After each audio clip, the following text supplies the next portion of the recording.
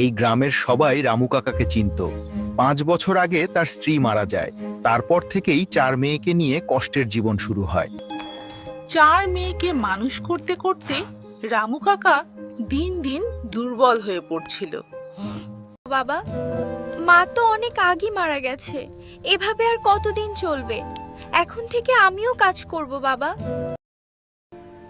তুই ঠিকই বলেছিস, কিন্তু এই অভাবের সংসার আমি আর কিভাবে চালাবো? বাবা, দিদি একদম ঠিক বলেছে। আমরা 4 বোন মিলে কাজ করলে আর অভাব থাকবে না। পরের দিন সকালেই 4 বোন কাজের খোঁজে বেরিয়ে পড়ল।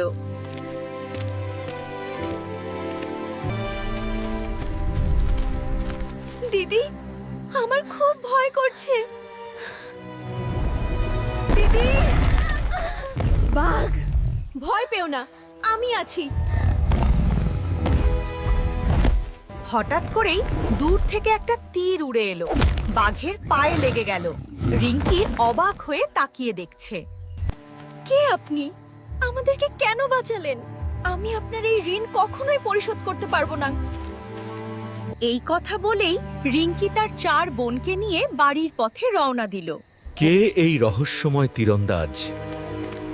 সে কি আবারও ফিরে আসবে?